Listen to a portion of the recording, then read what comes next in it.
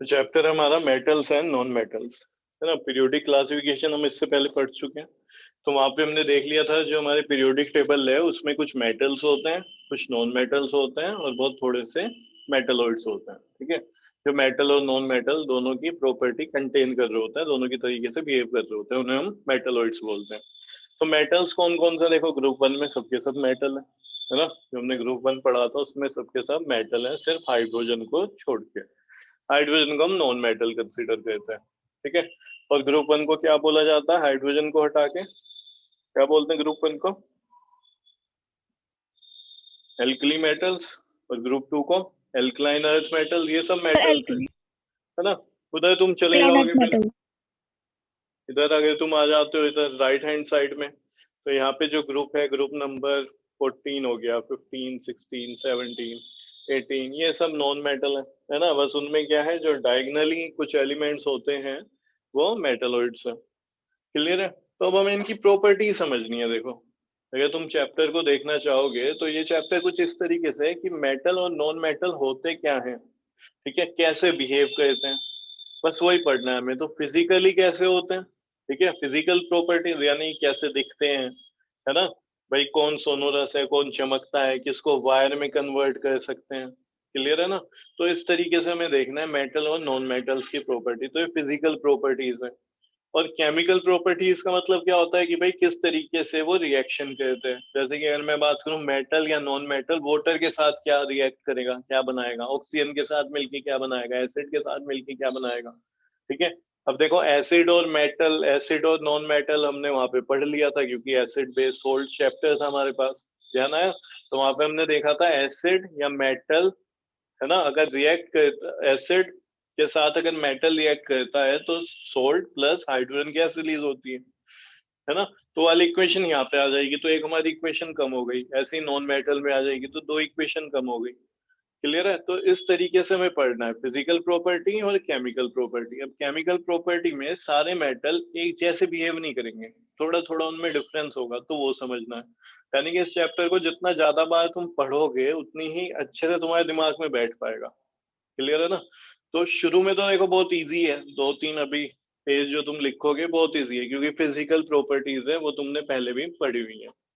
Clear है। तो chapter का हेडिंग डालो मेटल्स है नॉन मेटल्स, और इसमें लिखना शुरू करो। जो इजी पार्ट है वो पहले हम खत्म करते हैं इसका। लिखो, elements are generally classified, elements are generally classified into metals and non-metals, into metals and non-metals based on their properties। तो एलिमेंट जो है उनको हमने मेटल और नॉन मेटल में डिवाइड किया हुआ है उनकी प्रॉपर्टीज के बेसिस पे। मेटलॉइड्स में भी किया हुआ है ना, लेकिन जनरली वर्ड इसलिए लिखना पड़ा क्योंकि सबके सब नहीं है मेटल्स नॉन मेटल में, उसके अलावा भी होते हैं जिनको मेटलॉइड्स बोलते हैं। तो हमने लिखा elements are generally classified into metals and non metals based on their properties, full stop. ठीक है। अब क्या करोगे, एक दो लाइन छोड़ो और हेडिंग डालो physical properties of metals, physical properties of metals and non metals, physical properties of metals and non metals. तो जो फिजिकल प्रॉपर्टी है वो देखते हैं।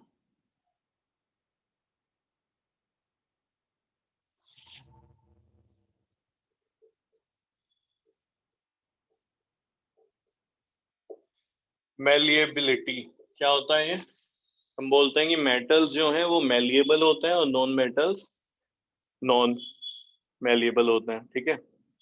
तो इसका मतलब क्या होता है मेलिएबिलिटी का, हेडिंग सर डालो पहले, किसी थिन शीट। थिन सर किसी शीट सब में जिसको बीटन किया जा सके। ठीक है।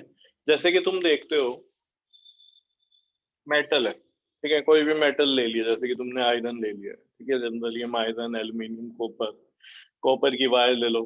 ठीक है। उस वायर को हथौड़े से पीटो, ठीक है, हैमर करो उसको, तो पतला हो जाएगा, ऐसे हो जाएगा ना। यानी कि उसको शीट में कन्वर्ट किया जा सकता है। तो हम क्या कर सकते हैं, जैसे एल्यूमिनियम है, एल्यूमिनियम फॉइल है ना, तो वो भी क्या एक तरीके की शीट है। तो वो क्या है, मेटल है, तो मेटल को हम शीट में कन्वर्ट कर सकते हैं उसको बीट करने पे, ठीक है, उसको हैमर करने पे। तो इसी प्रॉपर्टी को बोलते हैं मेलिएबल, यानी कि जो इजिली ऑन बीटन अब कन्वर्ट हो जाए किसमें, जिसको हम चेंज कर सकें शीट में। तो लिखो इससे आगे प्रॉपर्टी ऑफ अ सब्सटेंस, ठीक है, इसके आगे से ही लिख लेना, property of a substance due to which it can be beaten into due to which it can be beaten into thin sheet full stop. Metals are malleable,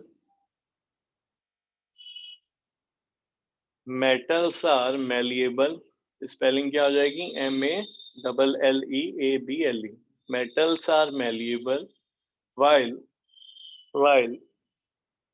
non-metals are not,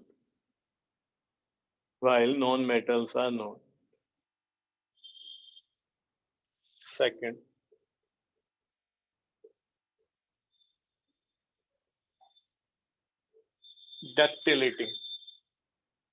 ductility क्या होता है, शायद जिसकी wire बना सके, जिसको wire में convert कर सकें, ठीक है। देखो ये जो वर्ड है ना डक्ट, ठीक है, इस वर्ड का ही मतलब होता है ट्यूब, ठीक है, ट्यूब लाइक स्ट्रक्चर को हम डक्ट बोलते हैं, ठीक है। तो वायर भी कैसा होता है, जैसे एक ट्यूब हो, इस तरीके से भाई ट्यूब भी सिलेंड्रिकल होती है और वायर भी सिलेंड्रिकल होता है, तो ऐसे भी तुम याद कर सकते हो, ठीक है। डक्ट का मतलब क्या होता है, ट्यूब। देखो इसमें ये pipe like structure, property of a substance by which it can be drawn into thin wires, property of a substance by which it can be drawn into thin wire, full stop. Metals are ductile, ductile, ductile, while non-metals are not. Metals are ductile while non-metals are not. तो जो metals होते हैं वो ductile होते हैं और non metal ductile नहीं होते। थर्ड लिखो कंडक्शन ऑफ हीट, ठीक है, थर्ड क्या लिखोगे,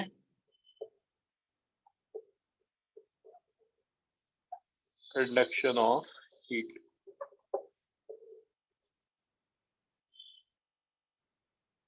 देखो इसमें metals are good conductor of heat, metals are good conductor of heat,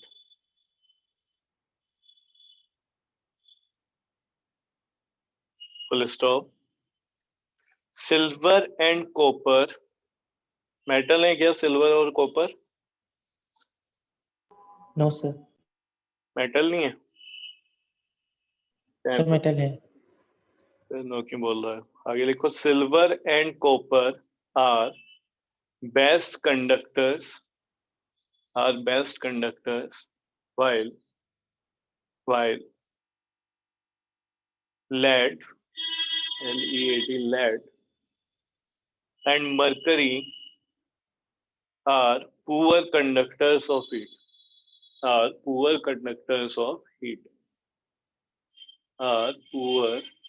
conductors of heat, full stop. ये याद रखना है तुम्हें, ठीक है। यहाँ से इस जो ये फिजिकल प्रॉपर्टीज है 1 मार्क्स क्वेश्चन बन जाता है यहाँ से। तो तुमसे पूछ सकते हैं कि भाई मेटल बताओ, ठीक है, name any 2 metal which are poor conductors of heat, ठीक है, which are poor conductors of heat. तो तुम क्या आंसर दोगे वहां पे, लेड एंड मरकरी। तो यहाँ से ऐसे छोटे छोटे क्वेश्चन बनेंगे तो तुम्हें याद रखना है, lead and mercury are poor conductors of heat, full stop. आगे लिखो non metals are bad conductors of heat,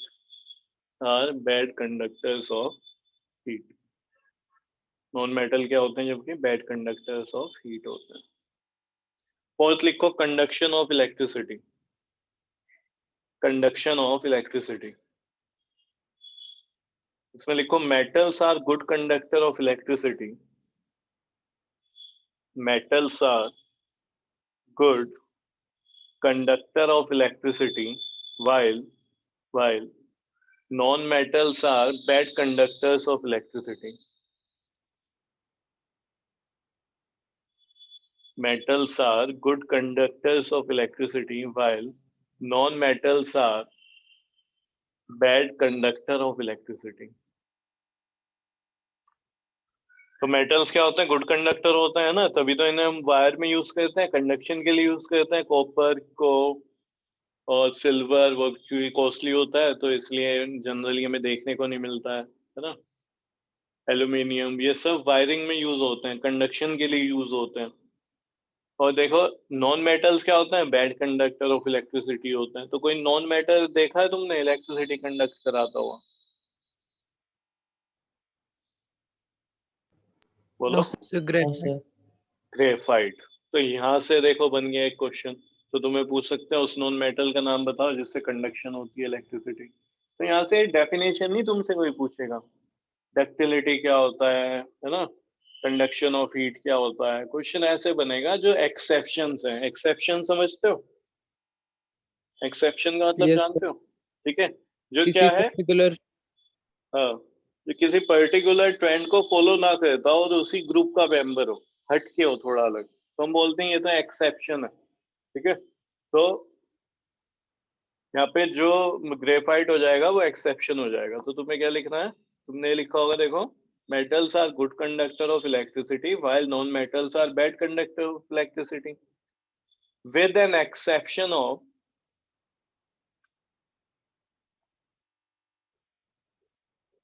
with an exception of graphite, with an exception of graphite। याद आया ना, कार्बन में हमने पढ़ा था ग्रेफाइट के पास क्या होता है, एक बॉन्ड नहीं बनता तो उसका जो एक सिंगल इलेक्ट्रॉन है, ठीक है, वो क्या करा सकता है? कंडक्शन ऑफ इलेक्ट्रिसिटी कराता है। इसलिए हम ग्रेफाइट को कहाँ कहाँ पे यूज कर रहे होते हैं कंडक्शन के उससे पर्पज से? सेल में, ठीक है, ड्राई सेल में। ड्राई सेल में हम यूज करते हैं, जो हम अपना रिमोट वगैरह में सेल डालते हैं।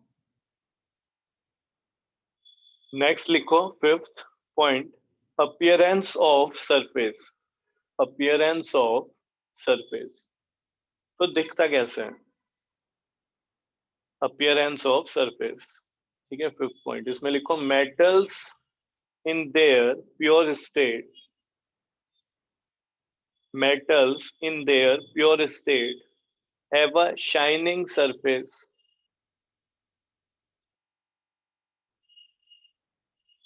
Metals in their pure state have a shining surface, also called metallic, also called metallic luster। ठीक है, जो चीज चमकती है उसको बोलते हैं तो मेटालिक लस्टर।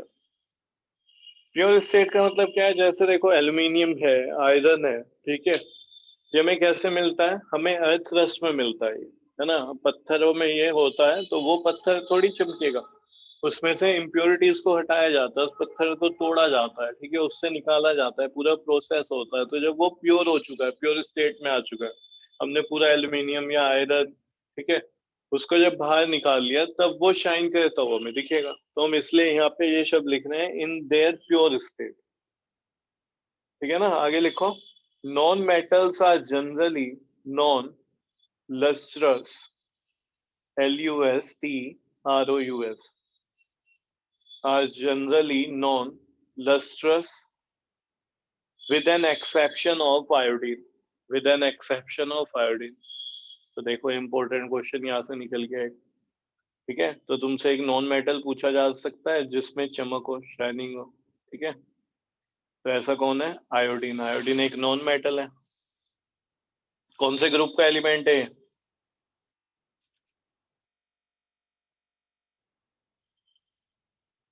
आयोडीन कौन से ग्रुप का एलिमेंट है? जल्दी बोलो।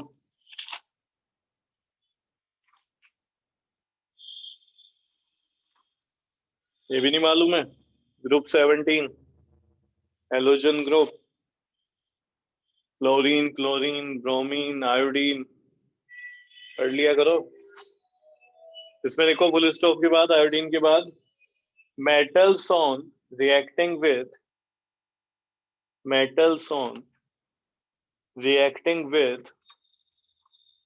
gases in atmosphere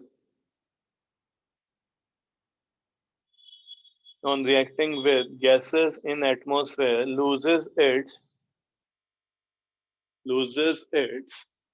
shiny appearance when kept in air for a long time. अब देखो कोई भी मेटल है, अगर हम उसको क्या है एक्सपोज करके रख देंगे एयर में, ठीक है, तुमने देखा होगा आयरन होता है रस्ट पड़ जाती है, तो उसकी जो शाइनिंग अपीयरेंस है, जब तुम नया नया लाए हो, तुमने वो मानो रेलिंग लगवा दी, उस पर पेंट नहीं करा, तो उस पर कुछ टाइम बाद, ठीक है, कुछ 4-5 महीने बाद या साल बाद, ठीक है, उसकी जो शाइनिंग है वो कम हो जाती है। क्यों? क्योंकि उसका रिएक्शन हो रहा होता है एयर के साथ, ऑक्सीजन के साथ, तो उसकी जो शाइनिंग है, शाइनी अपीयरेंस, वो डल हो जाती है कुछ टाइम के बाद मेटल में। 6 पॉइंट लिखो, हार्डनेस। तो मेटल्स कैसे होते हैं, हार्ड होते हैं कि नहीं होते हैं? यस सर, कुछ को छोड़ के। कुछ होते हैं, या बोले मोस्टली होते हैं हार्ड, ठीक है, मोस्टली हार्ड होते हैं। तो लिखो मेटल्स आर जनरली हार्ड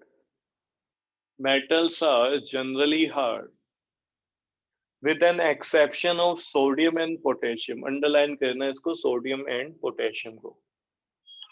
बहुत इंपॉर्टेंट क्वेश्चन यहाँ से बनेगा, है सोडियम पोटेशियम का स्पेशल ध्यान रखना। मेटल्स आर जनरली हार्ड, तो जनरली मेटल्स हार्ड होते हैं विद एन एक्सेप्शन है यहाँ पे sodium and potassium, that can be cut by knife. अभी मैं तुम्हें दिखाऊंगा अभी एक सर एक बार वीडियो। रिपीट कर दो। Metals are generally hard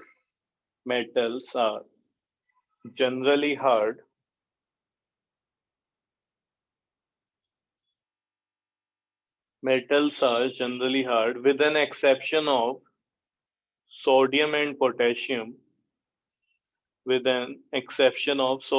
potassium that can be cut by knife। ठीक है, जिसको हम इजिली क्या है नाइफ से कट कर सकते हैं। तो ये ना मरकरी देखो, ठीक है, मरकरी क्या होता है, वो भी हार्ड नहीं होता है। तो ये ना मरकरी भी हार्ड नहीं होता है, क्योंकि वो किस फॉर्म में होता है, वो तो लिक्विड फॉर्म में होता है, मोल्टन स्टेट में होता है। तो वो भी तुम लिख सकते हो यहाँ पे। आगे लिखो फुल स्टॉप के बाद। तो देखो यहाँ पे हमने लिखा सोडियम और पोटेशियम को नाइफ से कट किया जा सकता है, ये सॉफ्ट होते हैं, हार्ड नहीं होते हैं। आगे लिखो non metals are generally soft, जबकि नॉन मेटल्स क्या होता है, जनरली सॉफ्ट होते हैं। एक्सेप्ट थोड़ा सा स्पेस छोड़ो, तुम खुद लिखोगे, which is an extremely hard. Except के बाद नाम लिखना है एलिमेंट का, which is sir an diamond. Extremely hard. तो यहाँ पे क्या आ जाएगा, डायमंड। देखो डायमंड किससे बनता है, कार्बन, और कार्बन से कोई भी चीज बन रही है यानी कि वो नॉन मेटल है। ठीक है, तो जो कार्बन है वो नॉन मेटल है, और डायमंड क्या है, एलोट्रोप है कार्बन का, और बहुत हार्ड होता है, हमने पढ़ा था कार्बन चैप्टर में। तो यहाँ पे वो एक्सेप्शन हो गया, जनरली सॉफ्ट होते हैं, लेकिन डायमंड की अगर बात करें तो एक्सट्रीमली हार्ड है। तो यही क्वेश्चन बन रहे हैं जो एक्सेप्शन है। सेकंड 7 पॉइंट लिखो, डेंसिटी।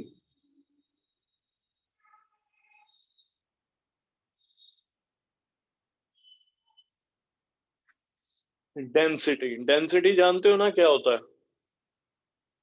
यस सर, क्या होता है? मास पर वॉल्यूम। मास पर वॉल्यूम है ना, एक पर्टिकुलर वॉल्यूम में, पर यूनिट वॉल्यूम में कितना मास है। ठीक है, ये अगर वॉल्यूम है और इसमें मास कम है तो ये चीज हल्की हो जाएगी, यानी इसकी डेंसिटी कम है। और इसी वॉल्यूम में कोई चीज ठुसम ठुस भरी हुई है, बहुत ज्यादा एक दूसरे के पास है, ठीक है, बहुत सारे पार्टिकल्स हैं, तो वो भारी हो जाएगी, उसकी डेंसिटी ज्यादा हो जाएगी। क्लियर है ना? तो अब ये बताओ डेंसिटी किसकी ज्यादा होती है, मेटल्स या नॉन मेटल्स? कौन भारी होता है पर यूनिट वॉल्यूम में? Sir metal. मेटल्स है ना, तो लिखो metals have high density. metals have high density. Exception है यहाँ पे कोई? Sir mercury. यहाँ पे लिखो except sodium and potassium, sodium and potassium. ठीक है, अभी मैं तुम्हें एक वीडियो भी दिखाऊंगा, कोशिश करूंगा वीडियो दिखाने की, चल जाए तो करूँ। तो उसमें सोडियम का एक एक्सपेरिमेंट देखेंगे हम, तो तुम्हें देखने को मिलेगा सोडियम पानी के ऊपर तैर जाता है। ठीक है, पानी के ऊपर आ जाता है, तो उसकी डेंसिटी क्या है? कम है। while non metals, आगे लिखो, sodium and potassium, while non metals have low density, while non metals have low densities, have low densities। 8 point लिखो, state, STAT, state at room temperature, कि भाई रूम टेम्परेचर पे क्या स्टेट होती है, solid है, लिक्विड है, गैस है। ठीक है, स्टेट एट रूम टेम्परेचर। इसमें लिखो metals are state at room temperature, point है 8, इसको अंडरलाइन कर लेना। इसके आगे लिखो फिर metals are generally solid, metals are generally solid at room temperature. Room temperature में मेटल क्या होता है? सॉलिड फॉर्म में होता है। with an exception of, with an exception of mercury, with an exception of mercury which is liquid। जबकि room temperature में mercury कैसी होती है? लिक्विड फॉर्म में होती है, जबकि मरकरी क्या है? एक मेटल है।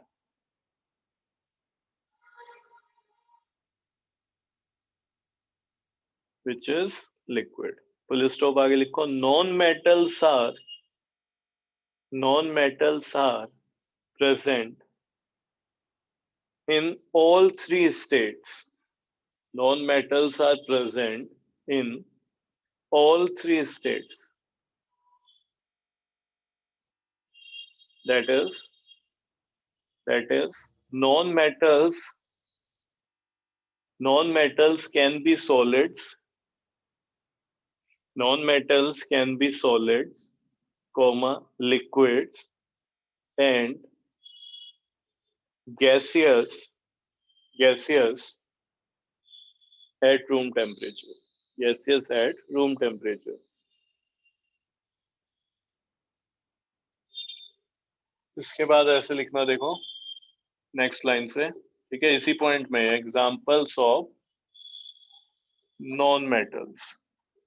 ठीक है, इसको ऐसे अंडरलाइन कर लेना, और फिर जो सॉलिड फॉर्म में होता है, सॉलिड ऐसे,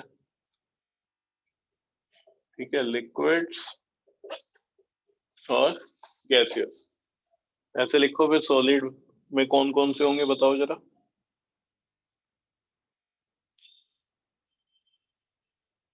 नॉन मेटल जो कि सॉलिड फॉर्म में होता है, तो आंसर हो जाएगा कार्बन। डायमंड। बिल्कुल, डायमंड भी हो सकता है ना, तो डायमंड की जगह कार्बन लिख दें। सर सर नॉन मेटल्स में हार्डनेस वाले पॉइंट में डायमंड का एक्सेप्शन क्यों नहीं लिखा? कहाँ पे?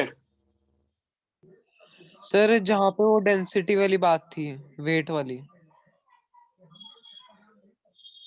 हाँ, वहां पे लिख सकते हो, ये एक्सेप्शन है, बिल्कुल। डेंसिटी में एक्सेप्शन लिख देना, diamond, accept diamond.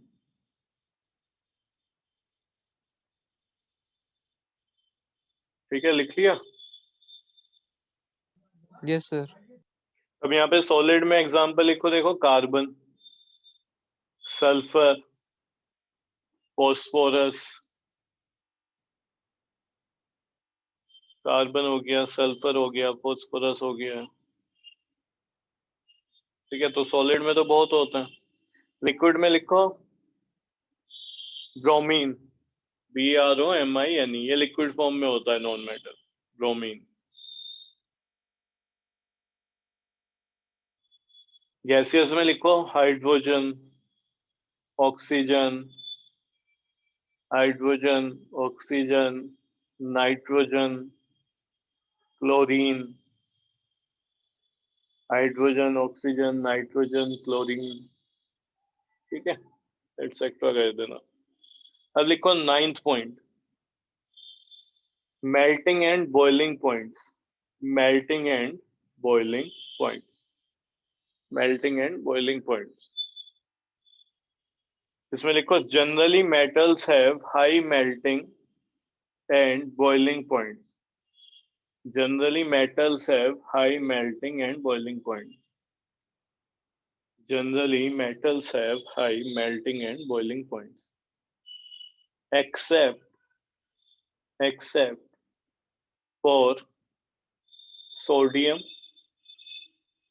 potassium, mercury, except for sodium, potassium, mercury, etcetera. तो देखो बार बार तुम्हें देखने को मिलेगा, इधर से तो डायमंड गद्दारी कर रहा है अपनी तरफ से नॉन मेटल की साइड से, है ना, एक्सेप्शन बन के आ जाता है बार बार। और मेटल्स में कौन आ रहा है, सोडियम आ रहा है, मरकरी आ रहा है, पोटेशियम आ रहा है, तो इनका नाम तुम्हें याद रखना है, ठीक है। इनमें ज्यादा तुम्हें एक्सेप्शन देखने को मिलेंगे और यहीं से क्वेश्चन बनता है। आगे लिखो non metals have low melting and boiling points accept diamond, non metals have low melting and boiling points accept diamond.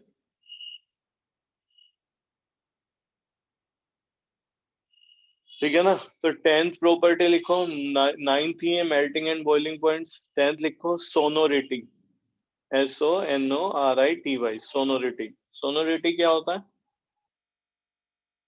Sir जो साउंड सर प्रोड्यूस कर पाए। जो साउंड प्रोड्यूस करे स्ट्राइक करने पे, ठीक है, जो क्या प्रोड्यूस करे, साउंड। लिखो प्रॉपर्टी ऑफ प्रोड्यूसिंग साउंड, ठीक है, 10th होगा तुम्हारा ये sonority, property of producing sound on striking a hard surface, on striking a hard surface, full stop. Metals are sonorous, metals are sonorous while non-metals are not, metals are sonorous while non-metals are not। अब यहाँ पे भी देखो कुछ metals हैं जो soft हैं, liquid form में है, जैसे हमारा ये मरकरी हो गया, पोटेशियम, सोडियम, ठीक है, इवन लिथियम, ये सोनोरस नहीं होंगे, तो इसके एक्सेप्शन है, ठीक है, चाहो तो लिख लो। तो देखो ये एक तरीके से हमारा एक छोटा सा पार्ट हो गया चैप्टर का, जिसमें हमने फिजिकल प्रॉपर्टीज पढ़ ली हैं, और इसके बाद अभी थोड़ा बड़ा पार्ट हमें पढ़ना है जिसमें हम पढ़ेंगे फिजिकल केमिकल प्रॉपर्टीज, ठीक है। तो यहाँ तक इसमें हमने क्या पढ़ लिया, फिजिकल प्रॉपर्टीज, इसके बाद देखेंगे केमिकल प्रॉपर्टीज।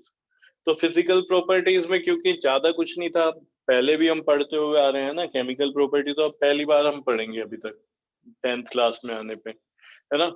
तो छोटी मोटी तुमने रिएक्शन देखी होंगी इससे पहले, लेकिन फिजिकल तो पता नहीं कब से पढ़ते आ रहे हैं, 7th 8th में ही आ जाती हैं सारी चीजें। तो इन दोनों को क्योंकि इजी था मैंने एक साथ पढ़ा दिया, ठीक है भाई, कौन सोनोरस होगा कौन नहीं होगा, मेटल और नॉन मेटल को। तो यहाँ पे अब हम क्या करेंगे, इसके बाद जो केमिकल प्रॉपर्टीज हैं उसको अलग अलग पढ़ेंगे। तो केमिकल प्रॉपर्टीज मेटल की पहले पढ़ेंगे और उसके बाद केमिकल प्रॉपर्टीज किसकी पढ़ेंगे, नॉन मेटल की। उसमें रिएक्शंस होंगी, तो रिएक्शंस को रटा नहीं जा सकता, उसे हमें पहले समझना पड़ेगा, ठीक है। तो वही अभी हम काम करेंगे कि रिएक्शन को समझेंगे।